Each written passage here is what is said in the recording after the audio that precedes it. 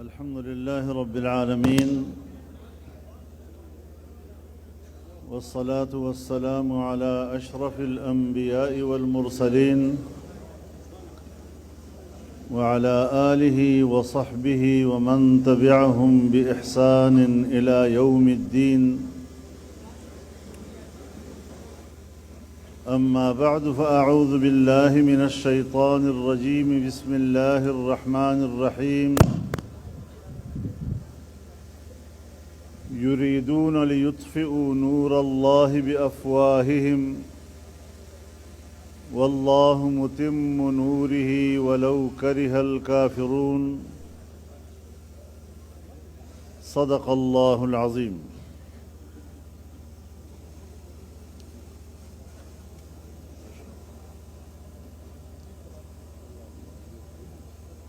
جناب صدر محترم، حضرات علماء کرام،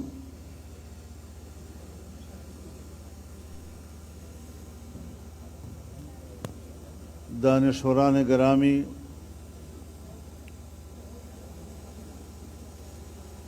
جمعیت علماء اسلام صوبہ خیبر پختونخوا کے میرے انتہائی ذمہ دار ساتھیوں،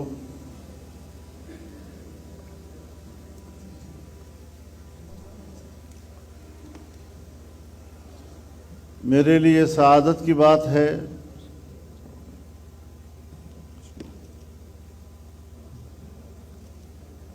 کہ آج اس پروقار اجتماع میں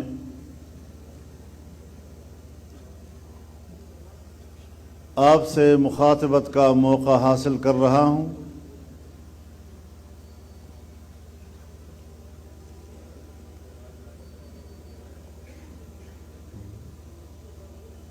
سب سے پہلے تو میں صوبائی جماعت کا شکر گزار ہوں کہ انہوں نے مجھے اور آپ سب دوستوں کو یہ موقع عنایت فرمایا۔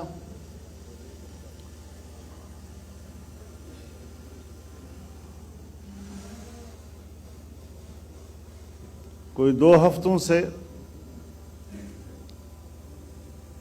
میری سرگرمیاں معطل رہی، لیکن آپ دوستوں کی دعائیں کام آئیں اور اس تعطل کے بعد آپ کے اجتماع سے پھر اپنے مصروفیات کا آغاز کر رہا ہوں۔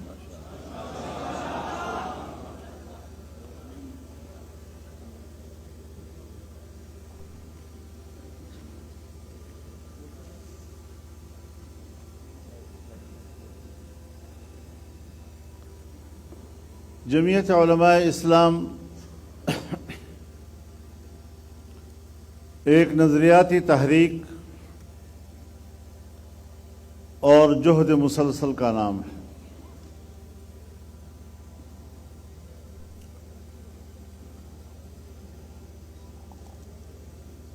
یہ جماعت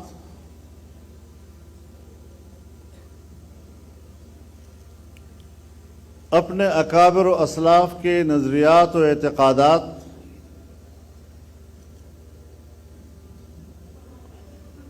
اور ان کے لیے جد و جہد کی امین ہے۔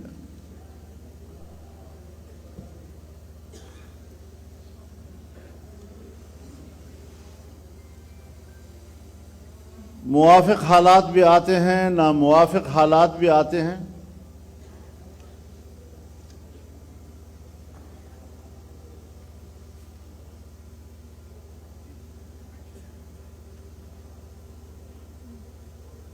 حالات کی روش کے ساتھ ہمیں چلنا بھی پڑتا ہے،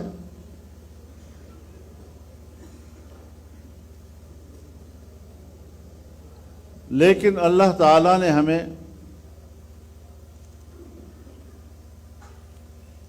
دو باتوں میں ثبات عطا کیا ہے۔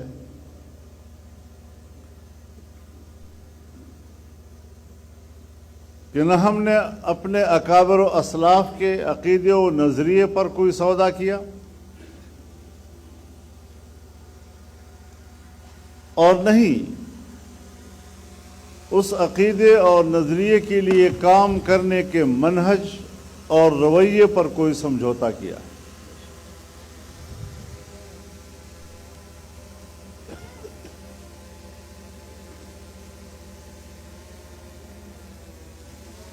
پاکستان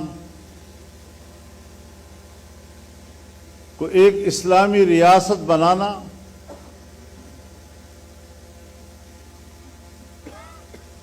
آئینی طور پر اس کی نظریاتی اساس کا تعین کرنا، یہ ہمارے اکابرین کا پارلیمانی کردار ہے۔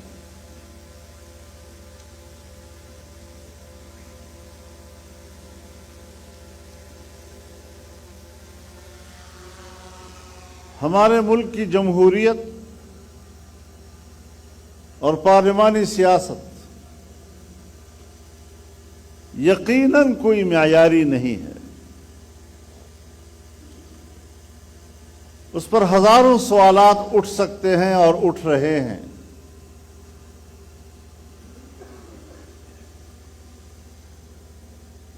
لیکن اگر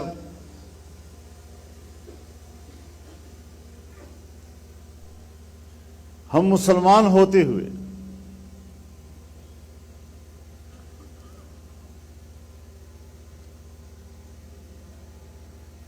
دین اسلام کے حوالے سے ہماری زندگی میں کمزوریاں آ جائیں تو کیا ہم اسلام سے دستبردار ہو جائیں گے؟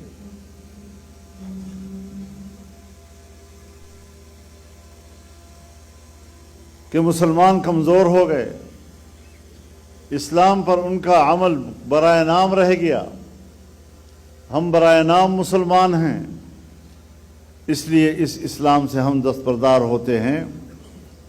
کمزوریوں کی بنیاد پر نظام سے اور عقیدے سے دستبردار نہیں ہوا جاتا، بلکہ اس کے استحکام کے لیے اور اس کو مؤثر بنانے کے لیے جدوجہد جاری رہتی ہے، اور الحمدللہ وہ جدوجہد آج بھی جاری ہے اور کل بھی جاری رہے گی۔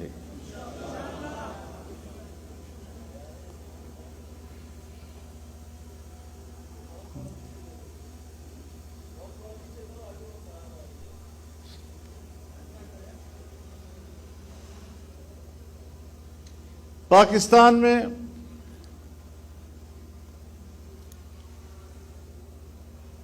ایک بہت بڑا مذہبی طبقہ موجود ہے،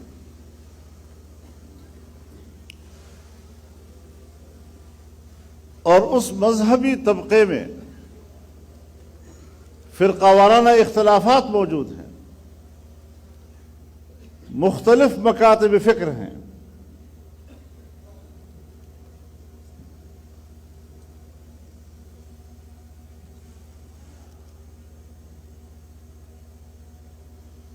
اور مذہب بیزار لوگ ہمیشہ یہی اعتراض کرتے ہیں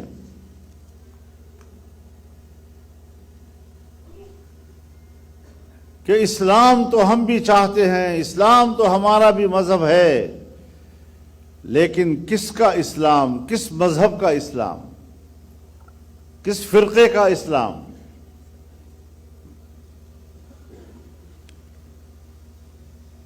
یہ بھی اعتراض کرتے ہیں کہ اگر ریاست اور مذہب کو جوڑ دیا جائے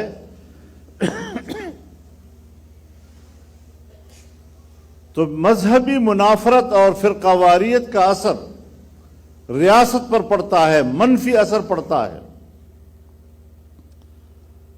لہذا مذہب اور ریاست کے بیچ میں تعلق نہیں ہونا چاہیے، بطور نظریہ کے پیش کرتے ہیں۔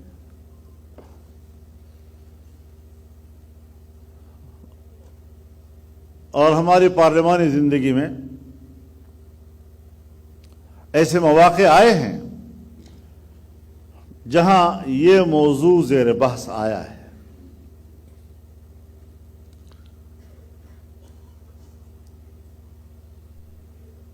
تو ہمارا موقف یہ رہا ہے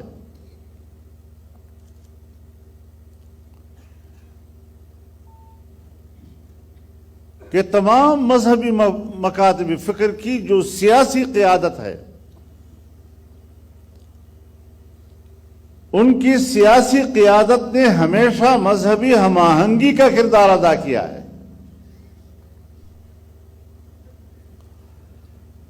چنانچہ پاکستان بن جانے کے بعد جو سب سے اولین دستاویز ہمارے پاس آئی وہ پہلی دستور ساز اسمبلی کی پاس کردہ قرارداد مقاصد ہے۔ تمام مکاتب فکر کا اس پہ اتفاق ہے، آج تک کوئی جھگڑا کسی نے نہیں کیا، کسی نے نہیں کہا کہ یہ تو ایک دیوبندی مولوی نے پیش کیا تھا، یہ تو فلانے فرقے نے پیش کیا تھا، اس میں تو ہم نہیں تھے، فلاں تھا فلاں نہیں تھا۔ اس کے بعد 1951 میں تمام مکاتب فکر کے علماء کا اجتماع ہوا، ان کی قیادت کا اجتماع، اور ملک کو اسلامی نظام کی طرف رہنمائی کے لیے حکمرانی کے 22 اسلامی دفعات مرتب کیے۔ تمام مکاتب فکر کا اس دن بھی اتفاق تھا، آج بھی اتفاق ہے۔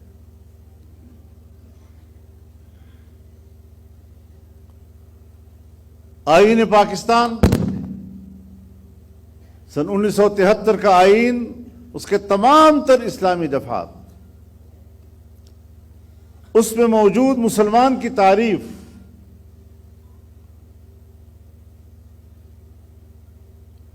قرآن و سنت کے حوالے سے قانون سازی کا معاملہ،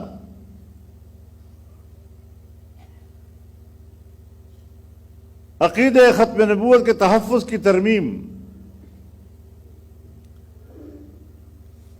کل بھی اتفاق تھا تمام مکاتب فکر کا، آج بھی اتفاق ہے۔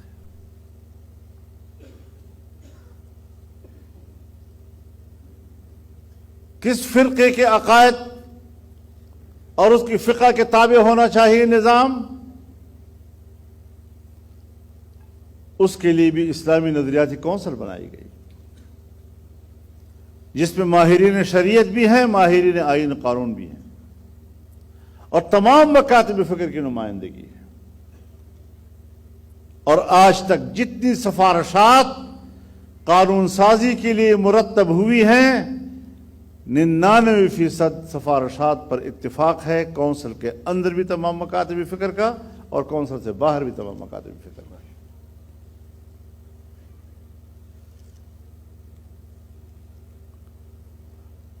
اب مکاتب فکر اتفاق کر لیا ہے،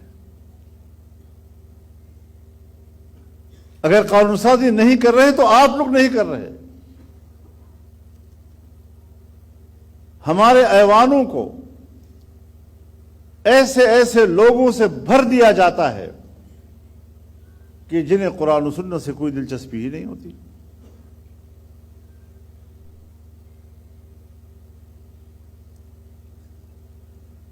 سفارشات بھی موجود ہیں، ایک سفارش پر نہ آج تک بحث ہوئی ہے اور نہ قانون سازی ہوئی ہے۔ ذمہ دار کون ہے؟ پھر بھی علماء ذمہ دار ہیں۔ ہاں، ہماری سوسائٹی میں فرقہ وارانہ عناصر موجود ہیں، اس حقیقت کا انکار نہیں کیا جا سکتا۔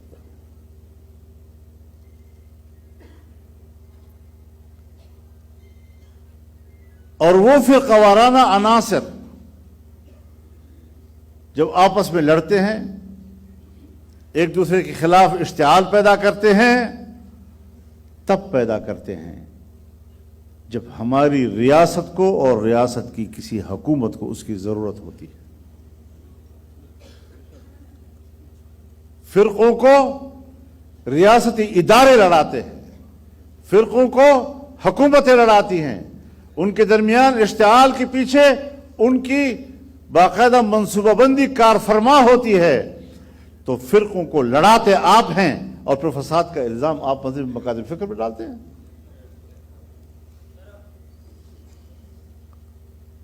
ان باتوں کو ذرا سمجھنا چاہیے۔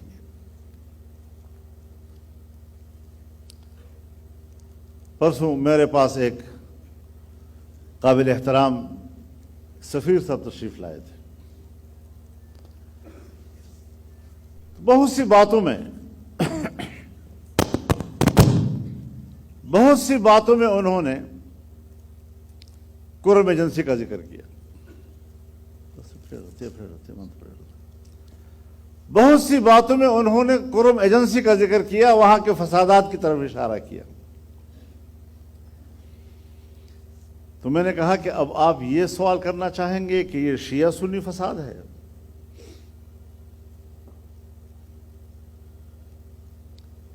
یہ تو 20-22 سال سے زیادہ عرصہ ہو گیا، قبائل ہیں، لڑ رہے ہیں۔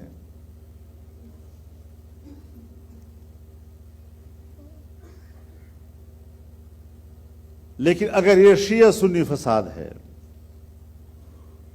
تو میں نے کہا قرم ایجنسی سے تھوڑا سا نیچے آئیں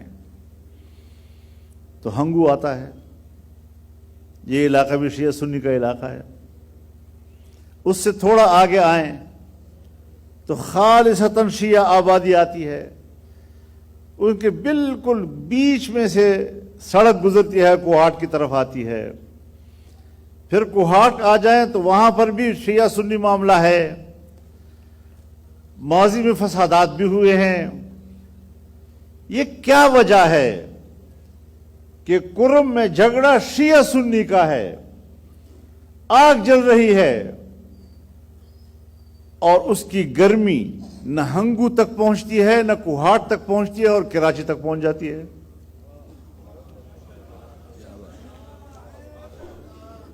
کیا وجہ ہے کہ اس کی گرمی ہنگو اور کوہاٹ تک نہیں پہنچتی اور لکھنؤ تک پہنچ جاتی ہے؟ کیا وجہ ہے کہ اس کی گرمی نہ کوہاٹ تک پہنچتی ہے، نہ ڈیرہ اسماعیل خان تک پہنچتی ہے، نہ پشاور تک پہنچتی ہے، اور تہران تک پہنچ جاتی ہے؟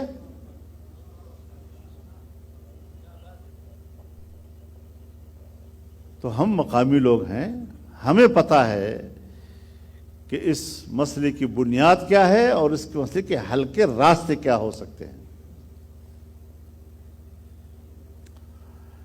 لیکن جو لوگ مسئلے کو اشتعال دے رہے ہیں، ایک فرقے کی تنظیم کراچی میں پریس کانفرنس کرتی ہے، دوسری تنظیم اسلام آباد میں پریس کانفرنس کرتی ہے، تو ان کو کون آگے کرتا ہے؟ کس کے اشاروں پہ آگے آتے ہیں؟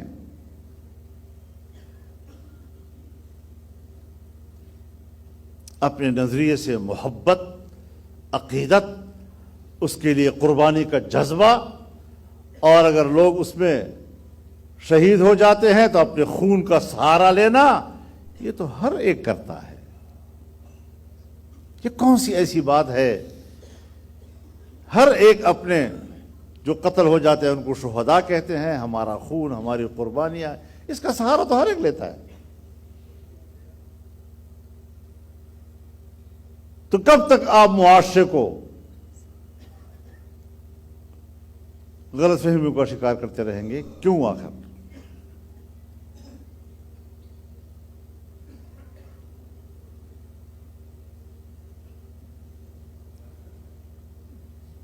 میرے پاس بھی کچھ وفود آئے تھے، اہل سنت کی طرف سے بھی آئے، اہل تشیع کی طرف سے بھی آئے۔ جو ہی ہم نے اس کے لیے ایک راستہ بنایا، اگلے دن دوبارہ فسادات شروع ہو گئے۔ جب ہم ان کے معاملات کو سیدھا کرنے کے لیے متوجہ ہو جاتے ہیں تو آگ بھڑک اٹھتی ہے۔ پیغام دیا جاتا ہے کہ آپ کون ہوتے ہیں مسئلے کو ٹھنڈا کرنے والے؟ ہم تو اس کو اشتعال دلا رہے ہیں، شعلے کو اٹھا رہے ہیں، فائدہ کیا ہوگا اس کا؟ لیکن ہم اپنی کردار کو قرآن کریم کی اصولوں کی نظر میں طے کرتے ہیں۔ قرآن کریم واضح طور پر کہتا ہے کلما اوقدوا نارا للحرب اطفأها اللہ، جب بھی ان لوگوں نے جنگ کی آگ بھڑکائی اللہ نے بجھائی۔ سو اللہ کا کام بجھانا ہے، سو ہم اللہ کے نمائندے، اور تمہارا کام شیطانوں والا ہے، تم شیطانوں کے نمائندے، تمہیں اپنا کام مبارک، ہمیں اپنا کام مبارک۔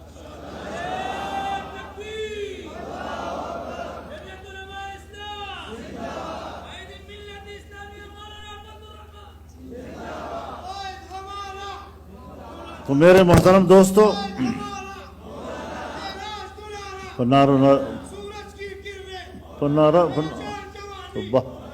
پنارو زور میں لگے خبر دام پویا کے لگے۔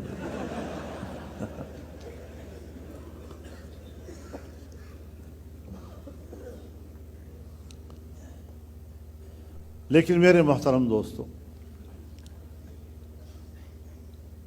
ہماری جو پارلیمانی جدوجہد ہے، کیا حالات بنے یہاں پر، فرقواریت کی بنیاد پر لوگوں کا کتنا خون کیا گیا۔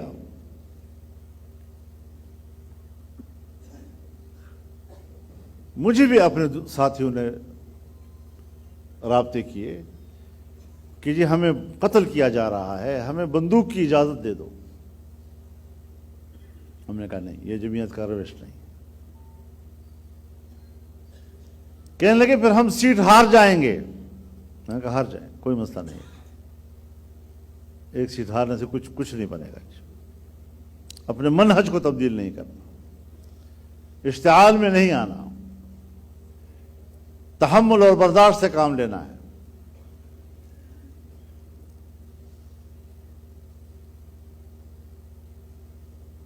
آج اگر مدارس پاکستان سے وابستہ ہیں، آج اگر علماء پاکستان سے وابستہ ہیں، آئین سے وابستہ ہیں، قانون سے وابستہ ہیں، ملک کے ساتھ وفاداری کا اظہار کر رہے ہیں، پھر سزا کس چیز کی ان کو دی جا رہی ہے؟ تمام تر وفاداریوں کے باوجود اگر اس طبقے کو دیوار سے لگایا جا رہا ہے تو پھر مان لو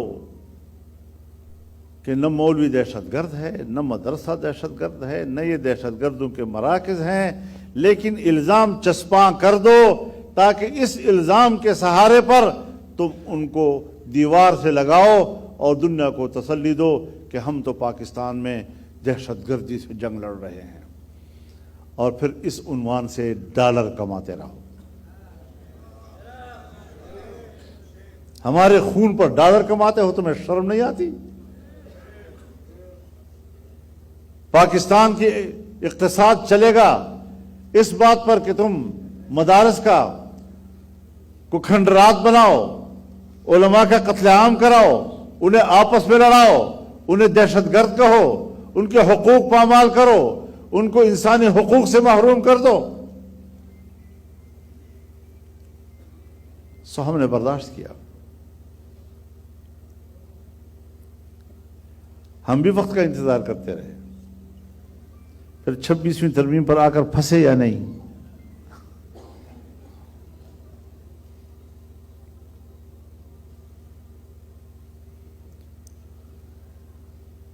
یقیناً اس کا بار بار تذکرہ بھی ہوا ہے، آپ حضرات وکیل حضرات مجھ سے بھی زیادہ بہتر جانتے ہیں ان چیزوں کو۔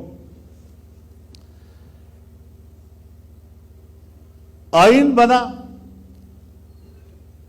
اس وقت ساری اپوزیشن موجود تھی، تمام مختلف مکاتب فکر کے علماء بھی موجود تھے۔ ختم نبوت کا مسئلہ آیا، تمام مکاتب فکر موجود تھے، پورے اپوزیشن موجود تھی۔ 17ویں ترمیم آئی، ایم ایم اے موجود تھی۔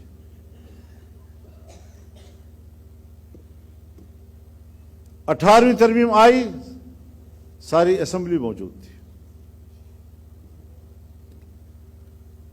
لیکن 26ویں ترمیم کے مسئلے پر بمقابلہ حکومت کے صرف جمعیت علماء اسلام تھی، اکیلے۔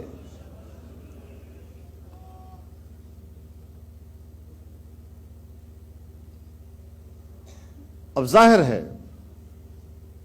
کہ پاکستان کی تاریخ میں پہلی مرتبہ پارلیمنٹ کے اندر ہمیں ایک کردار ملا، اور اس کردار ادا کرنے میں ہم تنہا تھے۔ پاکستان تحریک انصاف اپوزیشن میں تھی، لیکن وہ مذاکرات کا حصہ نہیں تھی۔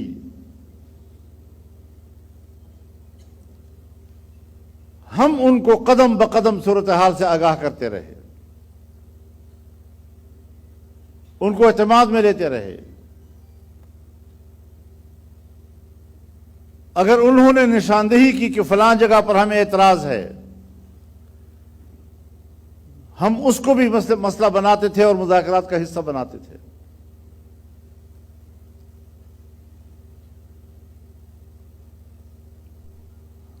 اب اس میں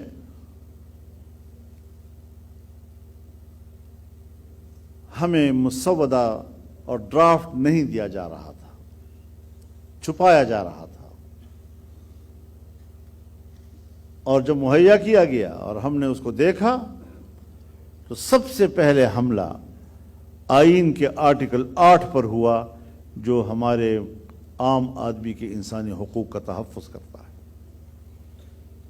اور جب کوئی بھی قانون پارلیمنٹ یا اسمبلی پاس کرتی ہے اور اس کو عدالت میں بےایمانہ چیلنج کیا جائے کہ یہ انسانی حقوق کے منافی ہے، اور عدالت میں ثابت ہو جائے کہ ہاں یہ قانون یہ انسانی حق کی نفی کرتا ہے، تو اس قانون کو معطل کر دیتے ہیں۔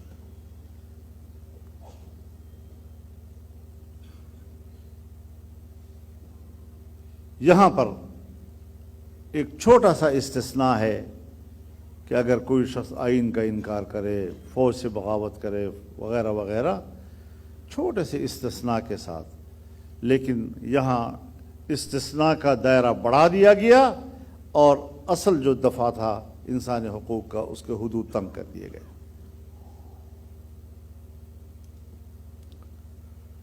تو ہم نے انکار کر دیا کہ یہ نہیں ہو سکتا، اور بالآخر ان کو دستبردار کرنا پڑا۔ ہماری عدالتوں کو کھلونا بنایا گیا، یہاں تک کہ ہائی کورٹ کے ججز کو تبدیل کرنے کا اختیار بھی حکومت اپنے ہاتھ میں لے رہی تھی۔ اگر ان کو اندازہ ہو کہ یہ جج میرے حق میں فیصلہ نہیں کرے گا تو اس کو تبدیل کر دیا جائے، اس کی جگہ اپنا وفادار لایا جائے۔ کتنی بری بات ہے کہ پاکستان کی عدلیہ پر یہ چھاپ پڑ جائے کہ اس کا فلانا جج جو ہے وہ ایک پارٹی کا وفادار ہے اور دوسرا جج دوسری پارٹی کا وفادار ہے۔ اس پر میں نے پارلیمنٹ میں تقریر کی، اور میں نے عدالت کے حوالے سے اس روش پر تنقید کی تھی۔ ہم نے کہا عدالتوں کو، جج کو سامنے رکھ کر آپ فیصلے کریں گے، جج کو سامنے رکھ کر آپ آئینی ترمیم کریں گے؟ آپ لائیں، عدالتی اصلاحات لائیں۔ عدالتی اصلاحات یہ تھی کہ جی ملٹری کورٹ بنائیں، کورٹ کو یہ حق دیں، کورٹ کو یہ حق دیں، کورٹ کو یہ حق دے، اور یہاں تک بھی کہ اگر ملٹری کورٹ وہ اپنا ایک ذہن اور ایک پیغام بھیج دے ایک سول کورٹ میں کہ آپ جو مقدمہ سن رہے ہیں یہ ہمارے زمرے میں آتا ہے، آپ کے زمرے میں نہیں، تو سول کورٹ پابند ہوگی کہ وہ مقدمہ ادھر منتقل کر دے۔ ہماری پوری عدلیہ کو یرغمال بنا دیا گیا تھا۔ ہم نے اس اصول سے اختلاف رائے کیا۔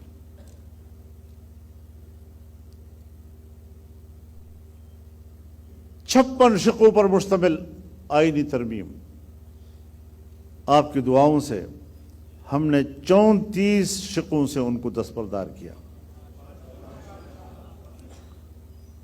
پھر 22 شقیں رہ گئیں، پھر 22 شقوں میں ہم نے اپنے 5 شقیں ملا دیں تو 27 ہو گئے۔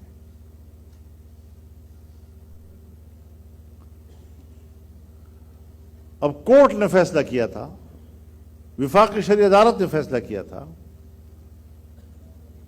کہ 31 دسمبر 2027 تک سود کا خاتمہ ہوگا۔ تمام اداروں کو ہدایات دی گئیں کہ آپ اپنے ادارے کے اندر کے مالیاتی نظام کو، بینکوں کو ہدایات دی گئی کہ آپ اپنے اندر کے تمام مالیاتی نظام کو 31 دسمبر 2027 تک سود کی علائش سے پاک کریں گے۔ یہ کورٹ کا فیصلہ تھا۔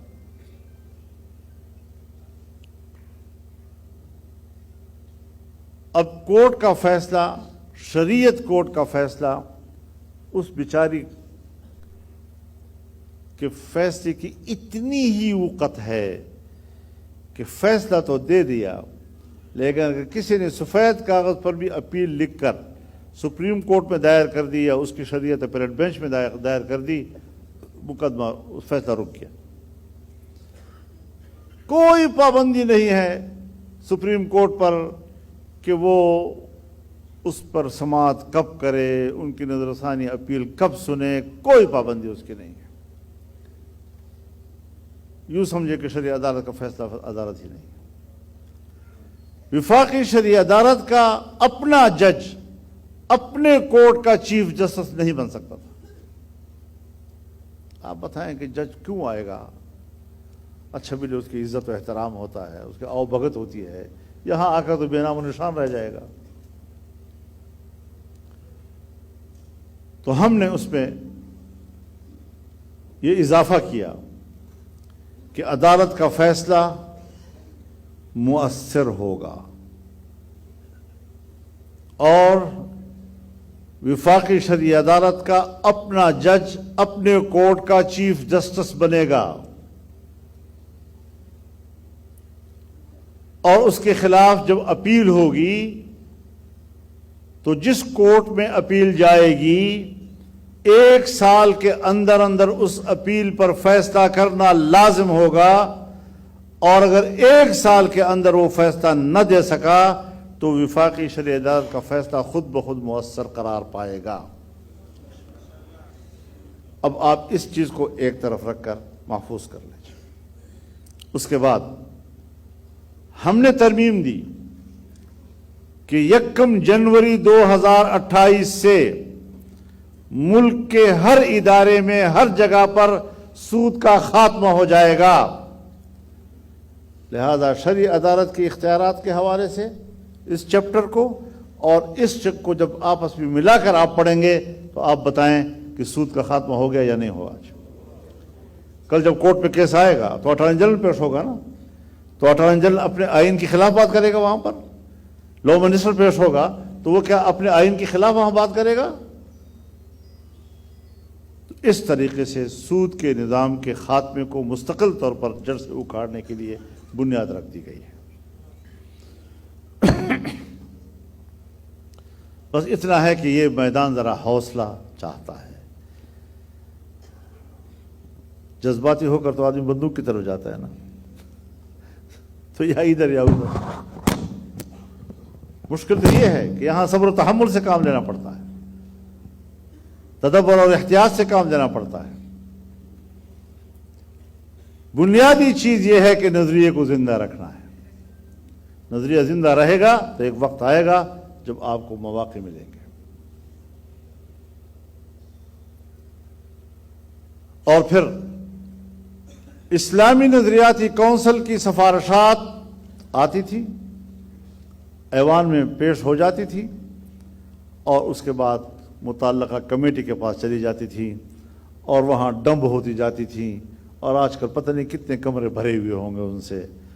کوئی پابندی نہیں تھی کہ پارلیمنٹ اس پر بحث بھی کرے گی۔ اب چونکہ اصولاً آئین کی روح سے بھی اور ہر لحاظ سے بہرحال قانون ساز ادارہ اسمبلی ہی ہے، یہ اختیار ہم اسمبلیوں سے نہیں چھین سکتے، لیکن آئین پارلیمنٹ کو پابند کرتا ہے، اسمبلیوں کو پابند کرتا ہے کہ وہ قرآن و سنت کے منافی قانون سازی نہیں کریں گے، اور ہر قانون سازی قرآن و سنت کے تابع ہوگی۔ لہٰذا ان سفارشات کو ڈیبیٹ کے لیے تو پیش کرو، تو اب دستور میں لازم قرار دیا گیا ہے کہ ان سفارشات پر باقاعدہ بحث ہوگی.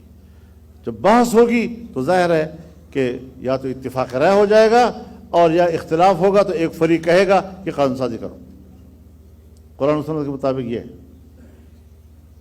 جہاں پر اکثریت پابند ہو جائے کہ وہ قرآن و سنت کے منافی قانون سازی نہیں کر سکے گا، اور جہاں پر اکثریت پابند ہو جائے کہ وہ قرآن و سنت کے تابع قانون سازی کرے گا، اس جمہوریت کو کفر نہیں کہا جا سکتا.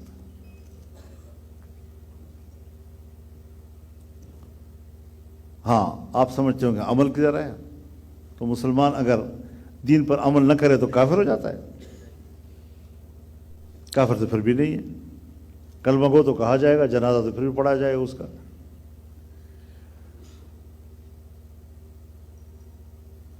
تو اس لحاظ سے فتوی بازیاں جو ہیں وہ جذباتی لوگوں کا کام ہوتا ہے، جو صبر نہیں کر سکتے، جو تحمل نہیں کر سکتے، تنگ نظر ہوتے ہیں، مشتعل مزاج ہوتے ہیں.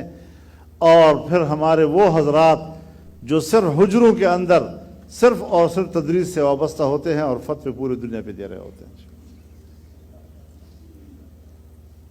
فتویٰ دینے کے لیے بھی عام ماحول، بین الاقوامی ماحول کو سمجھنا پڑتا ہے.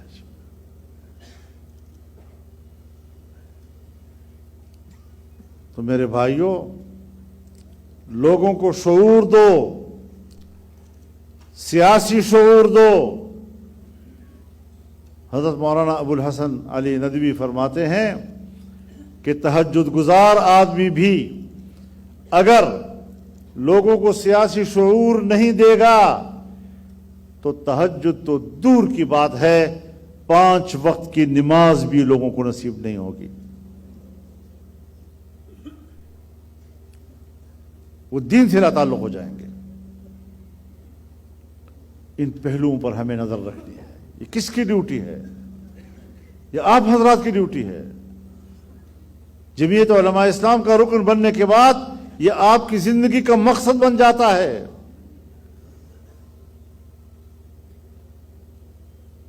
اور مسلسل قوم کو ایک شعور دینا پڑتا ہے. سو یہ ملک بھی ہمارا ہے، یہ آئین بھی ہمارا ہے، یہ نظام بھی ہمارا ہے. لیکن بدقسمتی یہ ہے کہ ہمارے حضرات تو کہتے ہیں کہ یہ ووٹ دینا یہ بیعت ہے.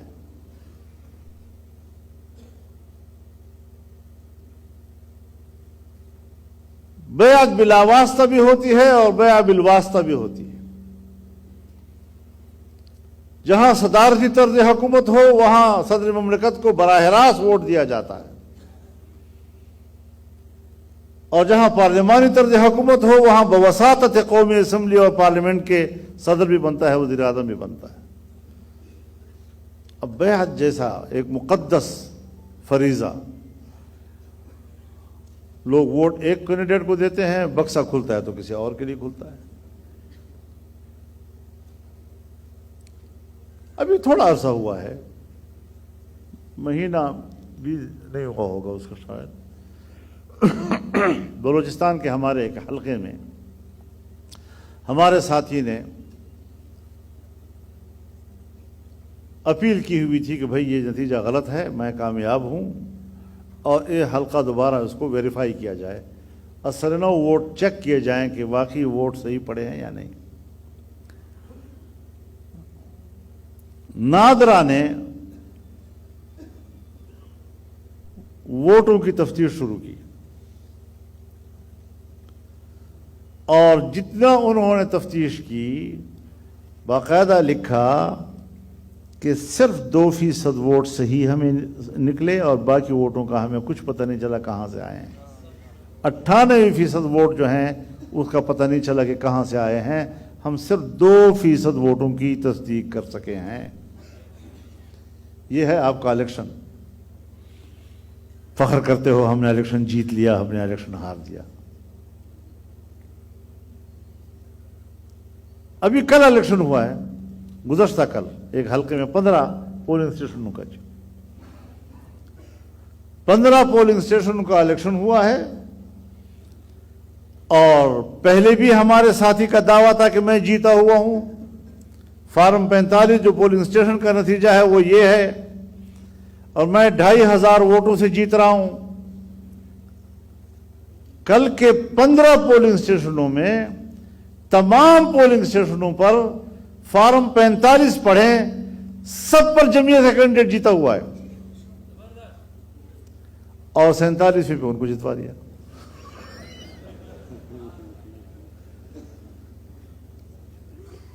میں نے کچھ لوگوں سے رابطہ کیا، میں نے کہا صاحب وہاں پر ہمارے صوبائی امیر ہیں اور ہمارے کامران مرتضیٰ صاحب ہیں، باہر کھڑے ہیں، ان کو آپ اندر جانے دیں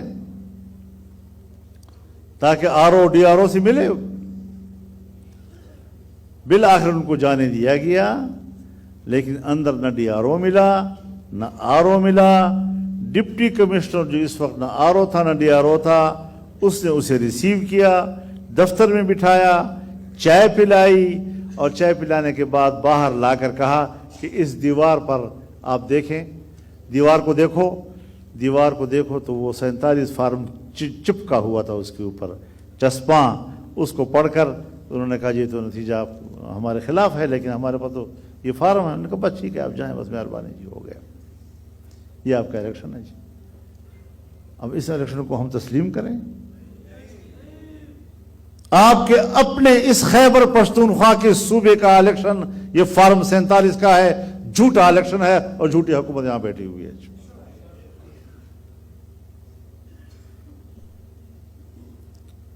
کہاں جائیں؟ کس سے انصاف طلب کریں؟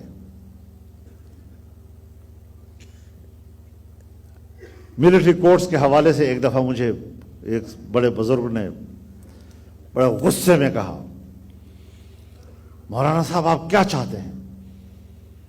یہ 9 مئی، ایک بار پھر 9 مئی ہو، پھر دوبارہ 9 مئی ہو، پھر سے 9 مئی ہو، یہ ہوتے رہیں اور آپ ملٹری کورٹ کی مخالفت کر رہے ہیں۔ میں نے کہا اچھا، یہ 9 مئی اتنا بڑا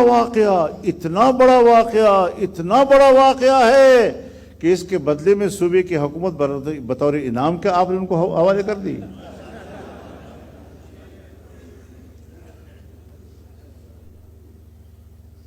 صرف جمعیت علماء اسلام کو پیچھے دھکیلنے کے لیے۔ جمعیت نے آپ کو نقصان کیا دیا ہے؟ جمعیت نے ملک کو نقصان کیا دیا ہے؟ جس کی برکت سے پورے ملک کا تمام مکاتب فکر کا مذہبی طبقہ آج پاکستان کے آئین کے ساتھ کھڑا ہے۔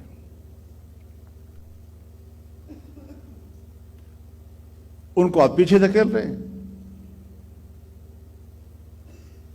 ہر بات پر آپ کہتے ہیں جی امریکہ مداخلت، ابھی قرارداد پاس کی اسمبلی میں، امریکہ کی مداخلت، غیر ملکی مداخلت کو ہم نہیں مانتے۔ ادھر یہ قرارداد پاس کی، ادھر صدر مملکت نے ایک اعتراض بھیجا ہمارے اس سوسائٹیز ایکٹ والے قانون پہ کہ جی اس میں تو FATF اور IMF ناراض ہو سکتے ہیں۔ وہ کم وقت تو میں نے کہا پرسوں تم نے قرارداد پاس کی ہے کہ ہم بین الاقوامی مداخلت نہیں مانتے جی، اور امریکہ کے بارے میں کی ہے، اور امریکہ کے اس بات پہ کی ہے جب PTI کے حق میں انہوں نے وہاں اسمبلی میں کوئی قرارداد پاس کی تھی۔ اسمبلی کی قرارداد ایک عوامی چیز ہوتی ہے، وہ سرکاری حیثیت نہیں رکھتی، وہ حکومت کا موقف نہیں ہوا کرتا۔ تب بھی آپ نے کہا کہ بیرونی مداخلت نہیں ہونی چاہیے، اور یہاں تو آپ بین الاقوامی اداروں کے حوالے سے ہمیں ڈرا رہے ہیں، ہمیں بلیک میل کرتے ہو۔ ہم نے کہا آئین سے جان نہیں چھڑائی جا سکتی۔ اب یہ ایکٹ بن چکا ہے، صدر صاحب نے ایک اعتراض بھیجنا ہے۔ 21 اکتوبر 2024 کو ان کے پاس ایکٹ گیا، اس نے اس دن اس پہ دستخط کرنے تھے، سب پہ دستخط ہو گئے سوائے مدارس والے ایکٹ پہ، اور 28 تاریخ کو یعنی 28 اکتوبر کو انہوں نے ایک اعتراض بھیجا۔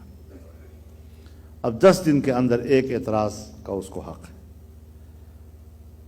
وہ 28 کو بھیج دیا۔ اس کا معنی یہ ہے کہ یہ بھی موصول ہو چکا تھا،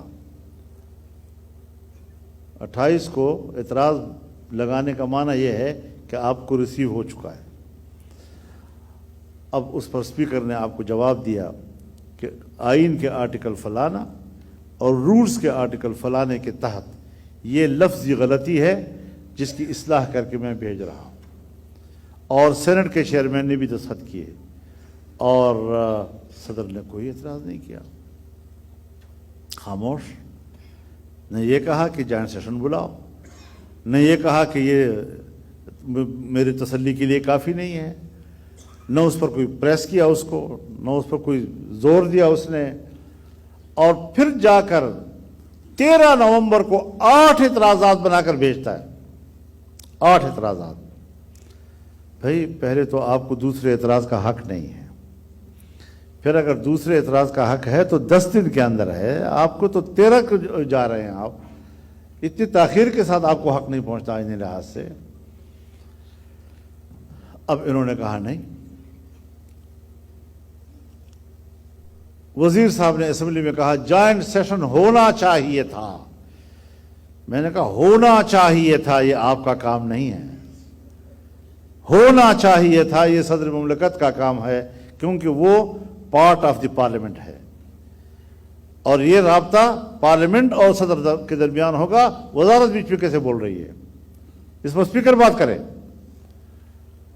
کیونکہ یہ کارسپونڈنس ان کی جو ہے وہ اسپیکر کے ساتھ ہوا کرتی ہے، اور جو ادارہ آخر میں قانون پاس کرتا ہے صدر مملکت کے ساتھ اور پریزیڈنسی کے ساتھ وہی رابطے میں رہتا ہے۔ تو قانون قومی اسمبلی میں آخر میں پاس ہوا، تو اس کا فرض تھا کہ وہ رابطے میں رہتا ہے۔ تو اس نے نہ زور دیا نہ پوچھا ہے، آپ نہ تمہیں میں نے وکیل بنایا، خود بخود وکیل بنتے ہو کہ جوائنٹ سیشن ہونا چاہیے تھا، اس پہ ڈیبیٹ ہو سکتی ہے۔ میں نے کہا کوئی ڈیبیٹ نہیں ہو سکتی، ڈیبیٹ تب ہوتی اگر وہ اعتراض کرتا، جب وہاں سے کوئی اعتراض نہیں آیا۔ پھر اس کے بعد ایک میٹنگ ہوئی، اس میٹنگ میں ایک اور دلیل پیش کی۔ وکیل صاحبان آپ ذرا سوچیں اس دلیل کو، آپ کو بھی پتہ چل جائے گا کہ آپ نے کیا قانون پڑھا ہے۔ کہتے ہیں صاحب وہ جو آپ کہتے ہیں نا یہ 8 اعتراض وقت کے بعد آئے ہیں، وہ 8 اعتراضات دراصل وہ پہلے اعتراض کی کنٹینیوٹی تھی۔ اب میں نے کہا یہ کنٹینیوٹی، اس کا کوئی آئینی حوالہ، کوئی رولز کا حوالہ، کوئی قانون کا حوالہ، کہاں سے کنٹینیوٹی آپ نے نکال لی ہے؟ کوئی حوالہ ہے آپ کے پاس؟ اور میں نے کہا یہ آپ سیاسی لوگ ہیں، اس طرح کی روایات آپ قائم کریں گے؟ آج اگر ایک اعتراض کے بعد دوسرا کنٹینیوٹی ہے اور یہ مثال اور نظیر قائم ہو گئی، تو پھر آپ کے لیے گلے پڑے گی یہ کہ پھر اس کے بعد تیسرا بھی کنٹینیوٹی ہوگا، چوتھا بھی کنٹینیوٹی ہوگا، پانچواں بھی کنٹینیوٹی ہوگا، اور اس آئین کی دھجیاں اڑ جائیں گی اس حوالے سے۔ تو انہوں نے کہا جی آپ کی بات میں وزن ہے، ہم اپنی بات چھوڑ رہے ہیں۔ چھوڑنی پڑے گی، آپ کے پاس ہے کیا؟ ایکٹ بن چکا ہے۔ انہوں نے کہا جی اس ایکٹ میں ہم ایک ترمیم شامل کرنا چاہتے ہیں۔ میں نے کہا ترمیم بعد میں لائیں گے، پہلے اس کی گزٹ کرو، پہلے اس کا گزٹ کرو، یہ ایکٹ ہو چکا ہے۔ تب جا کر ہم نے اس کو گزٹ پہ آمادہ کیا، گزٹ ہوا۔ اس کے بعد 1 تاریخ کے فاصلے سے انہوں نے آرڈیننس جاری کیا، کیونکہ اسمبلی تو ہے نہیں۔ اب آرڈیننس میں انہوں نے حضرت پھر گڑبڑ کی، وہ جو محنت ہم نے کی تھی اس پر پانی پھیر دیا تھا انہوں نے۔ ہمارے پاس ہے، اس کو نہیں مانتے، واپس کرو۔ یعنی ایسی چیزیں ہمارے پاس آتی تھیں کہ بخدا انگلیوں سے پکڑنے کی تو دور کی بات، چمٹی سے بھی پکڑنے کے قابل نہیں ہوتی تھی، اور یہ ہمارے انٹلیکچوئل تھے۔ کہاں سے یہ چیزیں آتی تھی، کیوں آتی تھی ہمارے پاس؟ ہم نے کہا جو مدارس سرکار کے وزارت تعلیم کے تحت ہیں، ان مدارس میں بچے ہی پڑھتے ہیں، ہم ان کی تعلیم ضائع نہیں کرنا چاہتے۔ بادل ناخواستہ ہر چند کے غلط ہیں، اگر کوئی مدرسہ وہاں رجسٹر ہونا چاہتا ہے بسم اللہ، لیکن سوسائٹی ایکٹ کے تحت رجسٹریشن اس کا کوئی تعلق نہیں ہوگا۔ اب آپ مولوی صاحبان بھی تو سادہ لوگ ہیں نا، مولوی صاحبان کو کہا گیا یہ تو تعلیمی ادارے ہیں، تو وزارت تعلیم سے ہی نسبت بنتی ہے۔ اور میں نے کہا یہ تو چلو مدرسہ ہوا، تعلیمی ادارہ ہوا، ایک شخص کارخانہ بنا رہا ہے، ایک شخص ہسپتال بنا رہا ہے، ایک شخص کوئی اور ادارہ پرائیویٹ بنا رہا ہے، تو وہ پھر اپنے اپنے محکموں کے ساتھ رجسٹرڈ ہوگا؟ یہ تو 1860 میں اسی لیے صنعت حرفت کے اندر ایک ادارہ بنایا گیا سوسائٹیز ایکٹ کے لیے کہ جو بھی پرائیویٹ ادارہ ہوگا، چاہے کارخانہ ہو، چاہے این جی او ہو، چاہے اسپتال ہو، چاہے عیدی والے ہوں، چاہے مدرسے والے ہوں، یہیں پر رجسٹرڈ ہوں گی تاکہ چیزیں جو ہیں وہ حکومت کے نوٹس میں رہیں۔ بس ایک ڈاک خانہ تھا اور اس ڈاک خانے میں چیز پڑی ہوتی تھی، اس میں سرکار مداخلت نہیں کرتی تھی پرائیویٹ کاموں میں۔ پرائیویٹ ادارے خود قانون کا لحاظ رکھتے تھے اور اس کے تحت جتنی ان کی ذمہ داری ہوتی تھی وہ سب رپورٹ پیش کرتے تھے، مالی رپورٹ۔ اور ہمارے ساتھ مدارس کے حوالے سے 2004 میں ایک قانون بنا تھا، اس میں 3 باتوں پہ اتفاق ہوا تھا۔ مدرسے کا مالیاتی نظام کیا ہوگا، مدرسے کا تعلیمی نصاب کیا ہوگا، مدرسے کا انتظامی ڈھانچہ کیا ہوگا۔ ان 3 چیزوں پہ اتفاق کے بعد کہا کہ اب قانون سازی کرو۔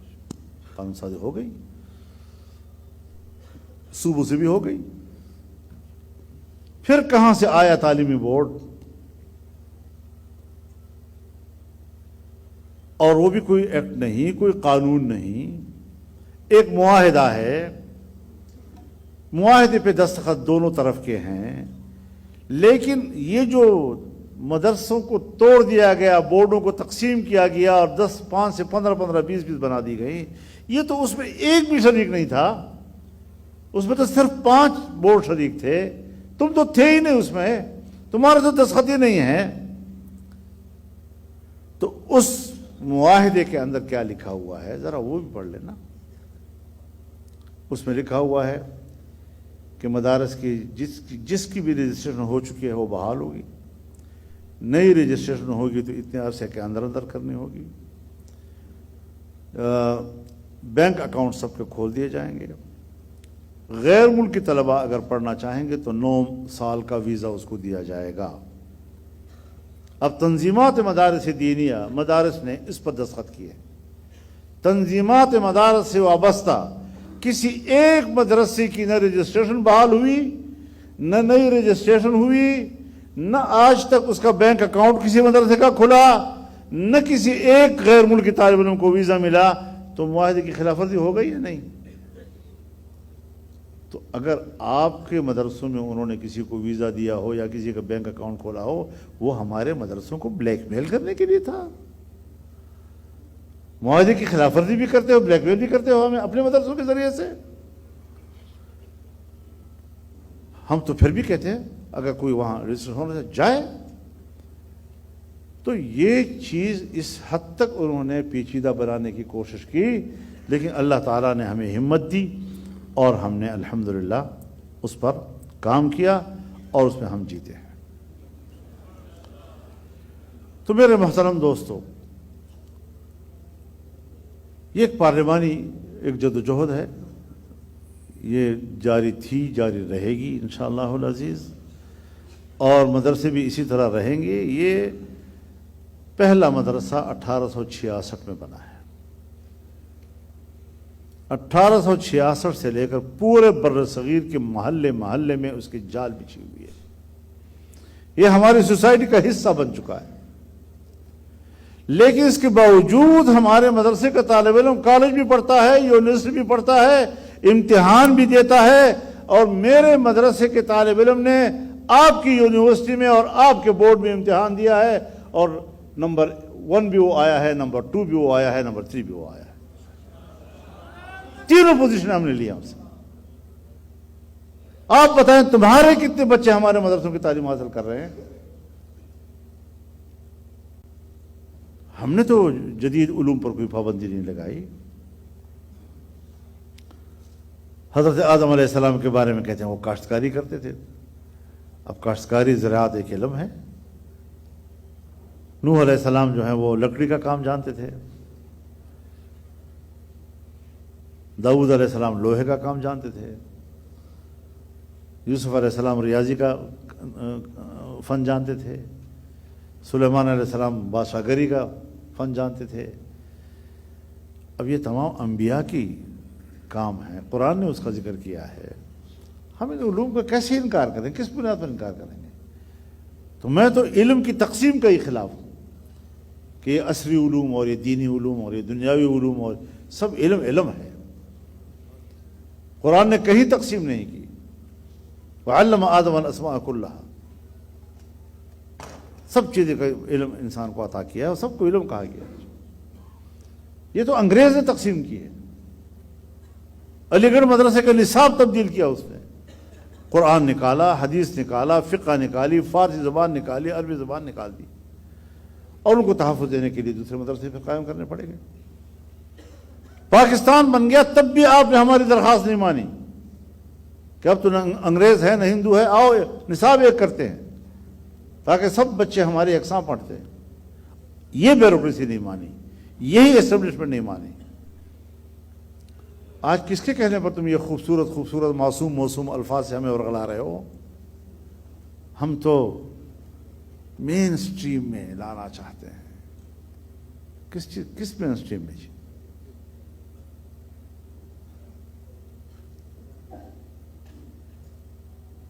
اپنے جو تمہارے کالج یونیورسٹیوں کے اندر ڈگری ہولڈرز ہیں، لاکھوں کروڑوں کی تعداد میں اپنی ڈگریاں بغل میں لیے ہوئے کھڑے ہیں، بے روزگار، ان کو تو روزگار دے نہیں سکتے، ہمیں روزگار کا لالچ دیتے ہو؟ ہم بتائیں گے آپ کو۔ پشاور کا دارالعلوم الاسلامیہ جب آپ کے ہاتھ میں آیا تو اسلامیہ کالج بن گیا،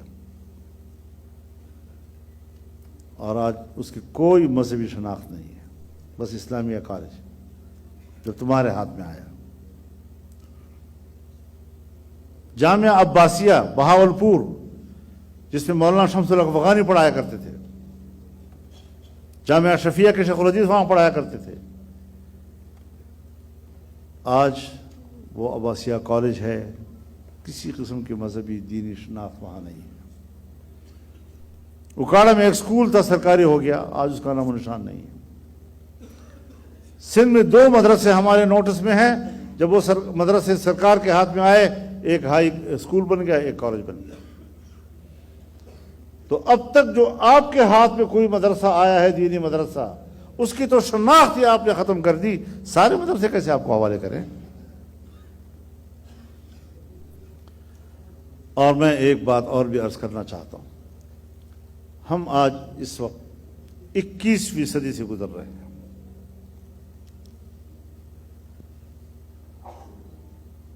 اس کی 21ویں صدی کے پیچھے ایک 20ویں صدی ہے، اور 20ویں صدی کے پیچھے ایک 19ویں صدی ہے، زیادہ آگے نہیں جاتے۔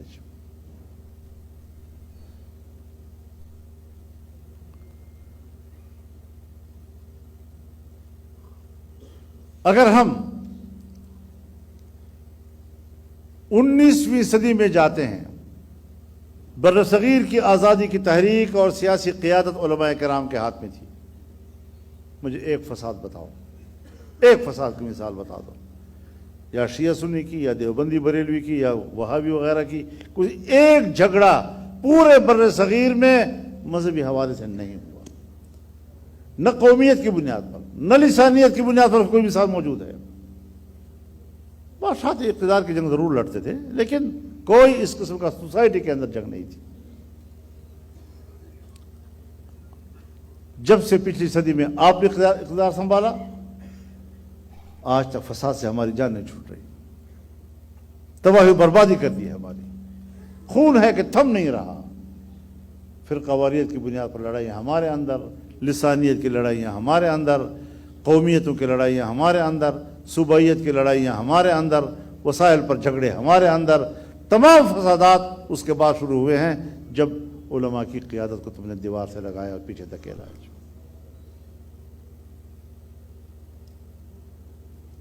اگر مغرب کو مذہب سے شکوہ ہے تو اپنے مذہب سے کرے نا، مجھ سے کیوں کرتا ہے؟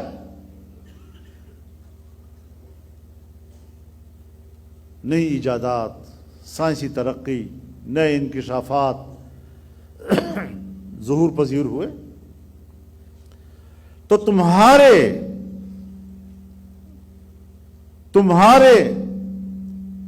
کلیسا نے اور کلیسا کے اندر بیٹھے ہوئے تمہارے پوپوں نے تم پر کفر کے فتوے لگائے ہیں.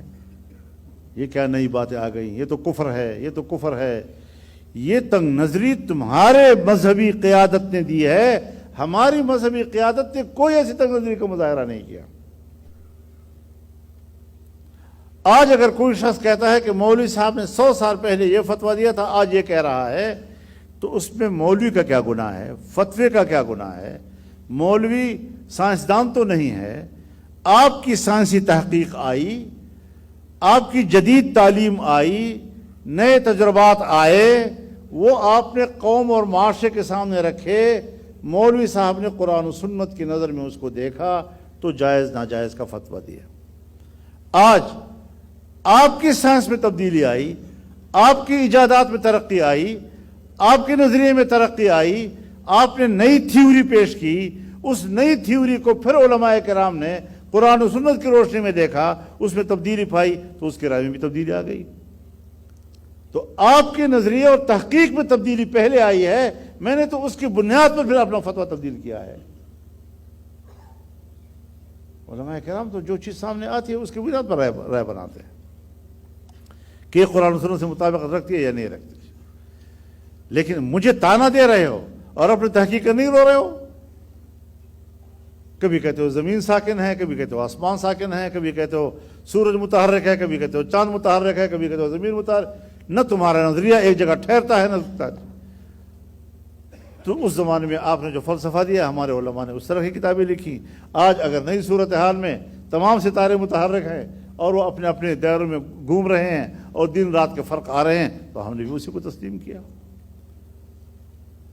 میں اگر مہینے کا حساب لگاتا ہوں قبری حساب سے کہ میرا روزہ تب آئے گا، میرا عید تب آئے گا، میرا حج فلاں مہینے میں آئے گا، لیکن میرا دن جو ہے وہ تو سارا سورج کی گرد گھوم رہا ہوتا ہے. جی میرا فجر جو ہے وہ سورج کے ساتھ تابع ہے، صبح کی نماز سورج کے ساتھ ہے، ظہر کی نماز سورج کے ساتھ ہے، عصر کی نماز سورج کے ساتھ ہے، مغرب کی نماز سورج کے ساتھ ہے. اور اسی طریقے سے دنیا جدھر جاتی ہے اسی کے مطابق اوقات بدلتے رہتے ہیں. تو میں نے تو قمری کا بھی انکار نہیں کیا، میں نے تو شمسی کا بھی انکار نہیں کیا. میں تو دونوں کے ساتھ ساتھ چل رہا ہوں. میرا عرفات اگر 9 ذی الحج کو ہے تو میرا عرفات تو سورج کے غروب کے ساتھ ختم ہوتا ہے. تو ایک ہی دن میں شمسی کا بھی تابع دار ہوں اور میں قمری کا بھی تابع دار ہوں. دونوں لگے پیدا کیے ہوئے ہیں، دونوں کا حساب شریعت میں موجود ہے. یہ بھی تو ہم نے نہیں طے کیا، رسول اللہ صلی اللہ علیہ وسلم نے خود طے کیا. ہمارے لیے شریعت کی حیثیت رکھتی ہے. تو یہ ساری چیزیں ہمیں اپنی اپنی جگہ پر اس پر مد نظر رکھنی چاہیے اور ہمیں اپنی جدوجہد تیز کرنی چاہیے. لوگوں کے اندر جائیں، شعور پیدا کریں خدا کے لیے. ایسا شعور نہ پیدا کریں کہ اگر ڈی چوک پر وفاق کی حکومت تشدد کرتی ہے تو وہ تو تشدد ہے، لیکن اگر یہاں پر بلدیاتی اداروں کے ملازمین مظاہرہ کرتے ہیں تو ان کو مارو، ان پر شیلنگ کرو، وہ جائز ہو جاتا ہے.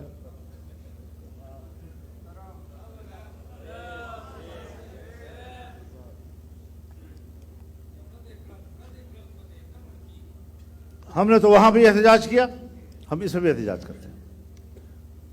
دونوں کو ایک ترازو میں رکھو. دھاندلی میرے حق میں ہوئی، اس پر بھی احتجاج ہونا چاہیے. کیوں مجھے غلط نتیجے دیے گئے؟ تو جمہوریت کو بھی ٹھیک کرنا ہے، اپنے جمہوریت کے راستے سے دینی اسلام کے راستے بھی کھولنے ہیں، اعتماد بھی بحال کرنا ہے، دنیا کو سمجھنا ہے. آج یقین جانیے امریکہ کو اور مغربی دنیا کو سیاسی مولوی قبول نہیں. ان کا بھی یہ خیال ہے کہ بندوق والا مولوی اسلام کو تباہ کر رہا ہے. وہ بہانہ بنتا ہے کہ وہ جس مدرسے میں جائے گا مدرسہ بھی تباہ ہوگا، جس مسجد میں جائے گا مسجد بھی تباہ ہوگا. لیکن سیاسی مولوی نے مدرسے کو بھی بچا لیا، مسجد کو بھی بچا لیا، مولوی کو بھی بچا لیا، پگڑی کو بھی بچایا، داڑھی کو بھی بچا لیا ہے. یہ برا لگتا ہے اس کو. تو انشاءاللہ العزیز ہمارا منہج صحیح ہے. ہمارے ہاتھ میں جو امانت ہے اس کو قابو رکھنا ہے اور پرامن طریقے سے انشاءاللہ آگے بڑھنا ہے اور فتوحات حاصل کرنی ہے. کب تک تم یہ راستے اختیار کرتے رہو گے؟ کب تک یہ طریقے چلتے رہیں گے؟ یہ طاقت کے زور پر نتیجے تبدیل کرنا، الیکشن تبدیل کرنا، یہ چیزیں نہیں چلیں گی. ایک دن آئے گا کہ پھر تمہارا انجام بھی حسینہ واجد والا ہو جائے گا. تو نہ اپنا انجام حسینہ واجد والا کرو اور نہ بشار الاسد والا کرو. ہم بڑے اچھے انداز کے ساتھ جا رہے ہیں آپ کے ساتھ. نہ پتہ اردو نہ شو پہ کیسے چلو کرنے بھی پوچھے میں دوبارہ ترجمہ کر سکوں گا سارا. تو اللہ تعالی ہمیں اس پر عمل کرنے کی توفیق عطا فرمائے. ہم ایک سنجیدہ جماعت ہیں, سنجیدہ اصول کو دیکھتے ہیں اور آگے بڑھتے ہیں. اللہ تعالیٰ میں خلوص نصیب فرمائے, ہمارے صفوں میں اللہ تعالیٰ وحدت ہمیں نصیب فرمائے. الحمدللہ رب العالمین والصلاة والسلام على خیر خلقہ محمد وعلى آلہ وصحبہ اجمعین. ربنا آتنا من لدنک رحمہ وهيئ لنا من أمرنا رشدا.